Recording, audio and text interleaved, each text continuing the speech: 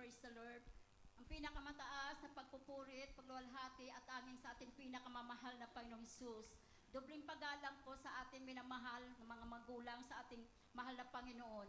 Pag-alala po at pagsariwa sa mga aral at turo ng ating minamahal at iginagalang na Pastor Evangelist Wilde Estrada Almeida at ating beloved Assistant Pastor Lina C. Almeida. Pagbati po sa buong beloved Almeida family, beloved preachers, workers, beloved brethren, and visitors. Amen. Praise the Lord.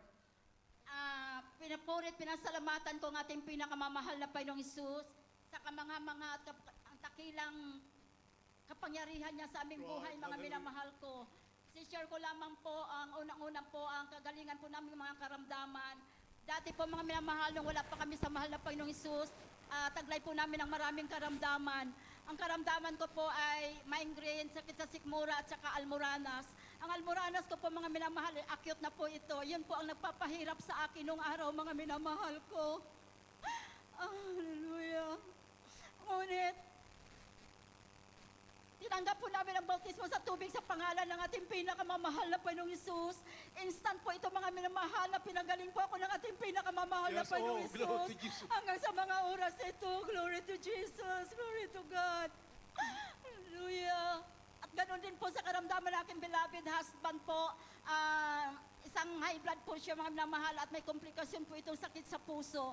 Akala ko po noong araw, isang beses po inatake po ang aking mahal na asawa. Akala ko po hanggang doon na lamang po ang kanyang buhay. Ngunit salamat sa ating pinakamamahal na Panginoong Hesus sa patuloy po naming pagdalo, patuloy naming pagsunod sa banal na kalooban ng ating pinakamamahal na Panginoong Hesus. Ito po'y pinagaling natin pinakamamahal na Panginoong Hesus hanggang sa mga oras na ito na hindi na po kami umiinom ng gamot mga minamahal. Samantalang nung araw po, andyan po kanyang mga maintenance po sa gamot. Wala po talagang complete healing mga minamahal ko. Salamat sa ating pinakamamahal na Panginoong Hesus na hanggang sa mga oras na ito ay hindi na po ito sumumpong na sakit niyang ito mga minamahal. At ganoon din po sa aking beloved daughter po, ang kanyang pong karamdaman po ay pantal-pantal po sa katawan. Wala pong paglagyan ang pantal sa katawan niya mga minamahal pag ito po yung sinumpong ng pamamantal mga minamahal ko. Noon po, uminom po siya ng napakaliit na gamot. Ngunit pagsamantala lamang po ang kagalingan.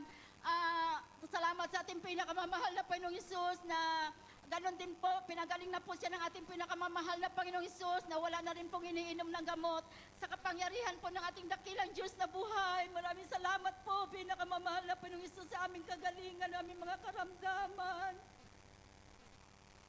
Ganon din po mga minamahal ko sa pagbabago po naming buhay. Kung saan dati po napakagulo ng aming buhay. Wala po kaming ibang ginagawa ng aking beloved husband. Lagi po kami nag-aaway dahil po ang aking beloved husband ay dami pong bisyo. Lahat po ng bisyo ng lalaki ay bisyo po ng aking beloved husband, mga minamahal. Sabi ko nga po nung araw na nasa sanlibutan pa po ako ay pasan ko ang krus. Pasan ko ang krus sa aking beloved husband.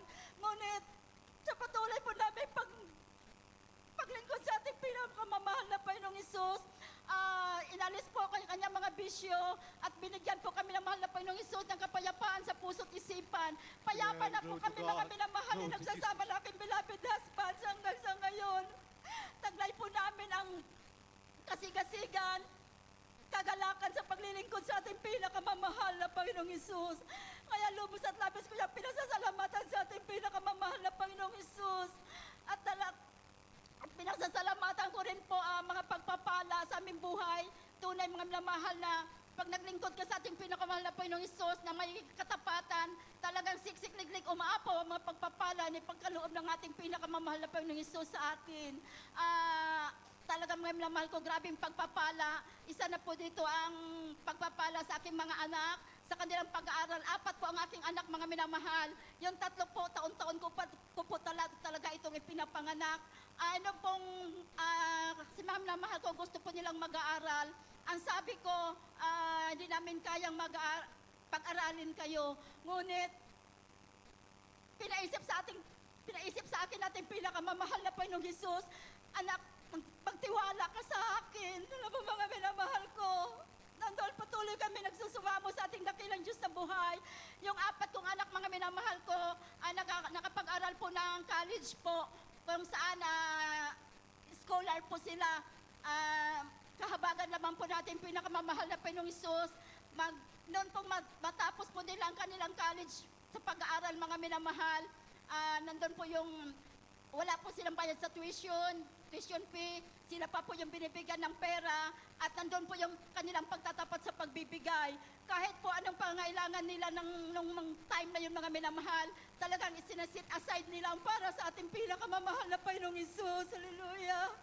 Alam mo, mga minamahal ko, ito yung pinakamabigat. Ito yung pong, kasi po, 3 teacher po at saka isang electrical engineer po, mga minamahal. Yung po ang pinakamabigat po doon, yung pong mag-take na po ng board exam. Alam mo, mga minamahal, naririnig ko sa mga patutuo po ng mga ibang kapatiran na hindi na daw po sila pumasok ng review center, mga minamahal. Sabi ko sa aking mga anak, bakit hindi natin subukan? Ang Diyos na ating pinaglilingkuran ay buhay. Pag sumamo tayo sa Kanya, sumunod tayo sa Kanyang banal na kalooban, isang tiyak na bagay, hindi tayo bibiguin ng ating pinakamamahal na Panginoong Hesus. Alam mo, mga minamahal ko, ginawa po namin yan. Yung panganay ko, yung unang take ng board exam, mga minamahal ko ay nag-ayuno po kami, nanalangin, nagsumamo sa ating pinakamamahal na Panginoong Hesus. Ganon din po sa pangalawa, pangatlo kong anak, pang-apat, mga minamahal ko. Alam mo, mga minamahal, tunay na napakabait ng mahal na Panginoong Hesus. Walang review center, mga minamahal. Yung 4 kong anak, pinagpala po sa kahabagan ng ating dakilang Diyos. Pumasa po sila sa board exam, mga minamahal. Isang take lang po ng exam. Glory to Jesus, glory to God. Maraming salamat sa ating dakilang Diyos na buhay. Kung wala ka sa mahal na Panginoong Hesus sa aming buhay, hindi po namin yan makakamtan, mga minamahal ko. Nandun po sa patuloy na pag-ayuno at panalangin ng ating mahal na Pastor Wildy Estrada Almeida. Yan ang mahal na Panginoong Hesus. Talagang hindi kami pinagkulang, mga minamahal. At pinapasalamatan ko rin po ang pag-iingat po sa mga, kasi po sa aking beloved husband, nagmumotorsiklo, ganun din po sa aking mga anak po, mga minamahal. Unang ko pong pasalamatan ay year 2013 po, nung maaksidente po ang aking mahal na asawa sa motorsiklo, mga minamahal. Galing po siya ng overnight prayer po. May pinuntahan po siyang Bible study po sa Dakong Kabanatuan po. Ang sabi ko noon, alauna ng hapon siya darating sa bahay. Alam mo, mahal ko, mag-2:00 na wala pa siya. Tapos biglang tumawag sa akin, mga minamahal, umiiyak dahil po na-aksidente po siya. Hallelujah! Alam mo, mga minamahal, ang kanyang motorsiklo ay pumasok po to sa ilalim ng truck, mga minamahal. Ngunit ang aking beloved husband, hiniwalay po ito ng ating pinakamamahal na Panginoong Hesus. Isang gas-gas lamang po ang kanyang natamo, mga minamahal. Ay bait ng mahal nating pinakamamahal na Panginoong Hesus. Naroon ang pag-iingat. So nagpanalangin ng ating beloved Pastor Wildy Estrada Almeida. Hallelujah. Praise the Lord. Glory to Jesus. Hallelujah. At pinasasalamatan ko rin po, year 2015 po, nung pong naka-encounter po ng agaw motor po ang aking beloved son na panganay, mga minamahal. Ito pong pangyayaring ito ay nagmumotor po ang aking beloved son, may umangkas po sa kanya, mga minamahal ko, na may dalang maliit na bag at saka galon. Yun pala, mga minamahal ko, yung laman ng galon ay gasolina. Tapos, mga minamahal ko, talagang tinutukan po siya ng barel at sabi sa kanya, tumakbo ka lang, tumakbo, itakbo mo lang yan. Alam mo, minamahal ko, napakabuti talaga ng ating Diyos na buhay. Yes, sapagkat doon po siya pinahinto, mga minamahal ko, sa mataong lugar, sa gasoline station po. At doon po tinangka po na gawin po ang kanyang motor. Ngunit, mga minamahal ko, talagang wala pong magawa aking beloved son, kundi manalangin sa ating pinakamahal na Panginoong Hesus. Ayun po pinaisip sa kanya ng mahal na Panginoong Hesus, mga minamahal ko, na itulak po ang motor at natumba po itong motor at ganoon din po yung tao. Nagalit po sa kanya, mga minamahal. Binaril po siya. Salamat sa ating pinakamamahal na Panginoong Hesus. Hallelujah. Hindi po siya tinamaan, mga minamahal. Anong himala natin na kilang Diyos na buhay. Hallelujah. Mga minamahal, naulit pa po na magalit po sa kanya ang taon yon, ay pinukpok po ang kanyang ulo ng baril, mga minamahal. Ngunit noong bago pa nangyari yon, pinaisip ng ating pinakamamahal na Panginoong Hesus sa aking beloved son na huwag po tanggalin ang helmet.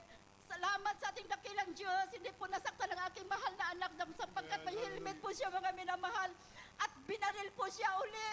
Hallelujah. Alam mo, mga minamahal, dakilang himala nating pinakamamahal na Panginoong Hesus, sapagkat unang putok ng baril, mga minamahal, hindi po siya tinamaan. Yung pangalawa po, malapitan na po talaga. Alam ginawa na aking mahal na anak, nagtaas po siya ng kamay. Sabi niya, mahal na Panginoon, naririnig ko yung mga patutuon na sa oras ng kagipitan. Sumigaw lang, hallelujah, praise the Lord, hallelujah, 3 beses. Alam mo, mga minamahal, ginawa po yun ng aking anak. Nagtaas po siya ng kamay. Yung baril, yung bala, mga minamahal ko, ay umipit lamang po ito sa dulo ng baril ng karnaper, mga minamahal. Glory to you. Glory to God. Hallelujah. Nasasalamatan ko sa ating pinakamahal na Panginoong Hesus. Ang pag-iingat. Na binigyan niya ng pangalawang buhay ang aking beloved husband, aking beloved son. Kaya yung mangyari yung mga minamahal sa aking beloved husband, wala po talaga siyang ibang ibabayad sa ating pinakamamahal na Panginoong Hesus. Kung hindi, iwanan ang kanyang magandang trabaho at magpagamit sa banal na ubasan ng ating pinakamamahal na Panginoong Hesus. Maraming salamat po, pinakamamahal na Panginoong Hesus. Sa mga pagpapala mo sa amin, pag-iingat. Maraming salamat. Hallelujah. Pinasasalamatan ko rin po na sa mga oras na ito, taglay po namin ng kalakasan. Higit po sa kalakasan spiritual namin ipinamumuhay sa araw-araw. Lahat ng kapurihan, pasasalamat, kaluwalhatian ay tanging sa ating pinakamamahal na Panginoong Hesus. Thank you so much, Lord Jesus.